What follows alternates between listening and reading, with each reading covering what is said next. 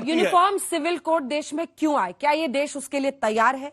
और क्या ये सिर्फ चुनावी बिसात पर एक मोहरा बनकर नहीं रह जाएगा? देखिए, 23 नवंबर 1948 को पूरी चर्चा के बाद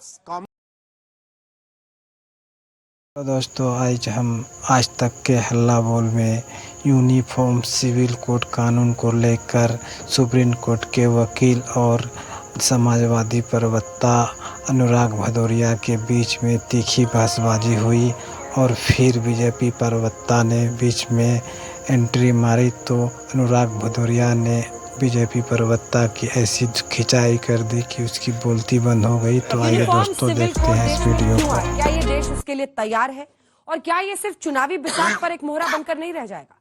देखिए, 23 नवंबर 1948 को पूरी चर्चा के बाद कॉमन सिविल कोड हमारे कॉन्स्टिट्यूशन में आ गया। तो दोबारा आना चाहिए कि नहीं आना चाहिए, इस पे चर्चा करके हम संविधान निर्माताओं के उनकी सोच का अपमान कर रहे हैं, उनके विचारों का अपमान कर रहे हैं। संविधान में लिखा हुआ है इसको और आपको बता दूं, कॉन्स्टिट्यूशन में केवल 5 बार शैल वर्ड यूज हुआ है। उसमें एक बार आर्टिकल 44 में आया स्टेट शैल, स्टेट को लागू करना, स्टेट विल नहीं है, स्टेट शैल वर्ड यूज हुआ है। दूसरी बात ये, हिंदू मंदिर में जाते रहेंगे, मुस्लिम अपनी नमाज पढ़ते रहेंगे, सिख गुरुद्वारे जाते रहेंगे, क्रिश्चियन। शिवाजी राव, पहले अपने आंकड़े साफ करो और फिर बात करो। सर, ये वर्ल्ड इकोनॉमिक फोरम रिपोर्ट जाते रहेंगे, क्रिश्चियन चर्च में जाते रहेंगे, जैन अपने मंदिर में जाएंगे। इससे धर्म से कोई लेना देना नहीं होगा। क्या लड़के लड़के की शादी की उम्र बराबर हो जाएगी? इसमें धर्म मजहब कहां से आ गया? गुजारा भत्ता सबको मिलेगा, तलाक लेने की प्रक्रिया सबकी एक हो जाएगी। 3 तलाकी तो खत्म हुआ, तलाक हसन तलाक बाइन तलाक किनाया, 4 तरीके के तलाक और चल रहे हैं। और ये 4 के चारों तलाक एसएमएस से होते हैं, व्हाट्सएप से होते हैं, टेलीग्राम से होते हैं, कुरियर से होते हैं, ईमेल से होते हैं। वो 10 लड़कियां हैं सुप्रीम कोर्ट में, उनका केस में लड़ रहा हूं। वहां पे कॉमन सिविल कोड आएगा, गुजारा भत्ता सबको मिलेगा, इसमें धर्म से क्या लेना देना? कॉमन सिविल कोड आएगा, गोद लेने का अधिकार सबको मिल जाएगा। देश की सभी बहन बेटियों को, मुस्लिम बेटियों को गोद लेने का अधिकार नहीं है, उनको मिलना चाहिए। कॉमन सिविल कोड आएगा, विरासत का इक्वल राइट होगा, वसीयत का इक्वल राइट होगा, एक पति एक पत्नी का नियम सब पे लागू होगा। इसमें धर्म मजहब कहां से आ गया? ये तो केवल महिलाओं को इक्वल राइट देने का मामला है। और अंतिम बात सुनिए, पूरी कर ले। कॉमन सिविल कोड से अंजना जी हिंदुओं को कोई फायदा नहीं, उनको 100% इक्वल राइट मिला हुआ है। कॉमन सिविल कोड का सबसे बड़ा फायदा मुस्लिम बेटियों को मिलेगा, जिनकी आज भी शादी की उम्र 9 साल है।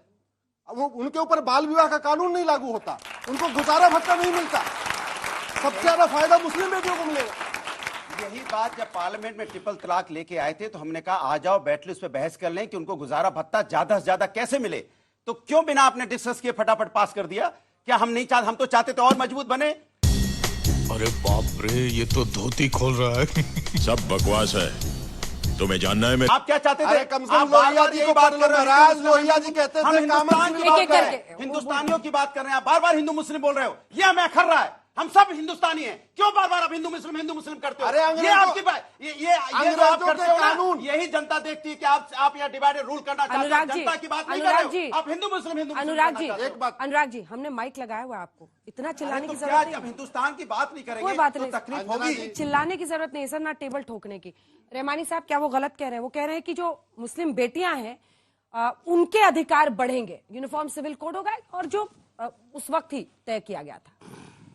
देखिए अनिता जी, मैं यहाँ पर सिर्फ एक मुसलमान की हैसियत से नहीं खड़ा हूँ, मैं एक इंडियन नेशनल की हैसियत से, नेशनलिस्ट सिटीजन की हैसियत से खड़ा हूँ। यूसीसी कॉन्स्टिट्यूशन ऑफ इंडिया में ऑलरेडी मेंशन्ड है।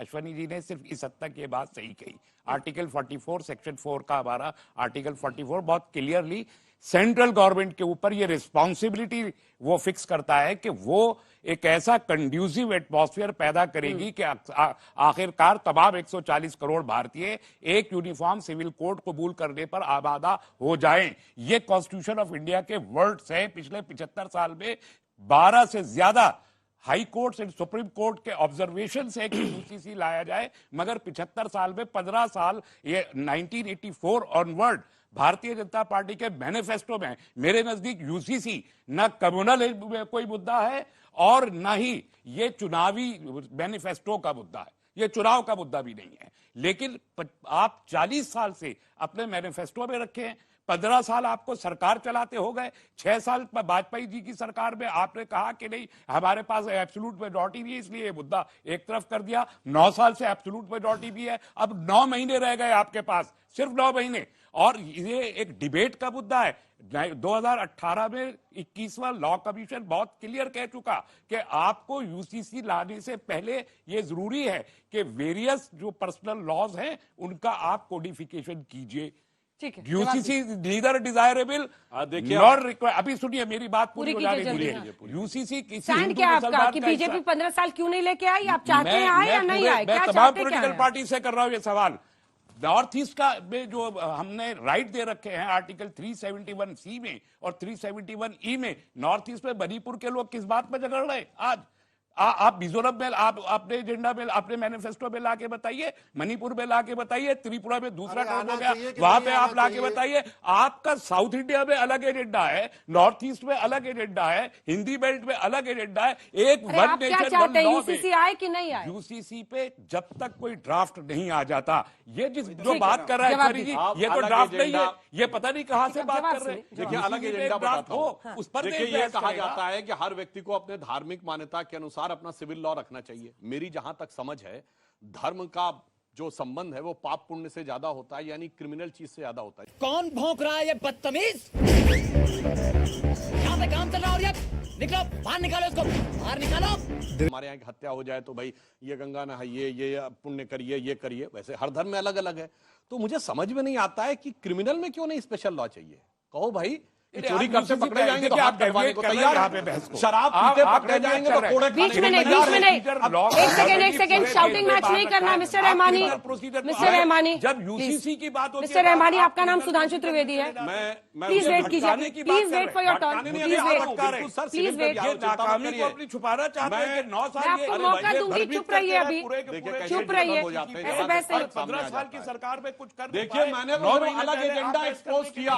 सुनिए, अलग एजेंडा एक्सपोज किया। सिर्फ महिलाओं को दबाने के लिए चाहिए। पुरुष चोरी करे तो हाथ नहीं कटवाने, शराब पिए तो कोड़े नहीं खाने हैं, और इसके अलावा पत्थर भी नहीं खाने।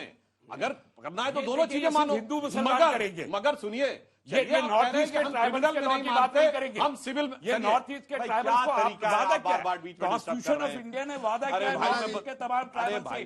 Please wait for your turn. मान्यवर देखिए, चलिए इन्होंने कहा हमें क्रिमिनल में तो स्वीकार है, यानी आप कहेंगे ना मजहबी अकीदा, मुसल ईमान का मत होता है ईमान का पूरा, मगर आधा वाला चाहिए, क्रिमिनल में नहीं चाहिए, सिविल में चाहिए। चलिए सिविल में मैं कहना चाहता हूं, एक अब फिर देखिए बीच में आप बोलने लगे। आप क्यों गलत अरे बोल भाई रहे मैं पूरी बात, अरे भाई आप पूरी बात क्यों नहीं करने दे रहे? आप मुसलमान से बीच कैसे में लगातार बोल दिया? बीच में बोल रहे हैं, क्योंकि पता है अभी हम डिक्शनरी तक गलत कोट कर रहे हैं। अब मैं सिविल की बात करता डिक्शनरी तक हूं। गलत सुनिए, कोट कर रहे हैं। अगर आप इस्लामी मान्यता माने तो बैंक का इंटरेस्ट लेना हराम है, ये तो सिविल लॉ है ना।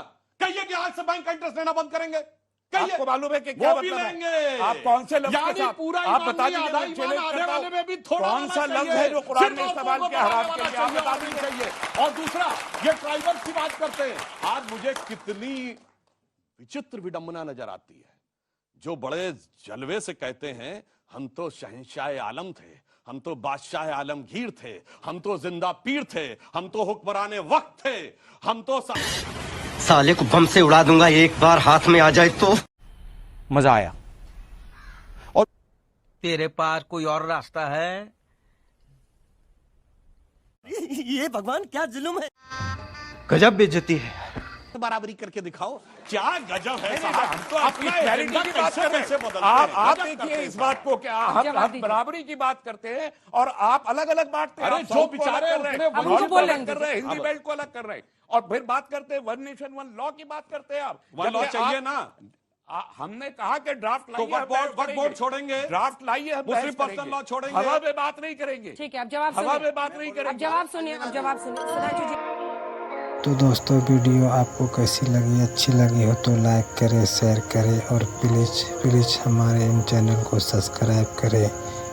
तो मिलते हैं फिर एक नई वीडियो के साथ। तो करते हैं वीडियो को यहीं पे समाप्त।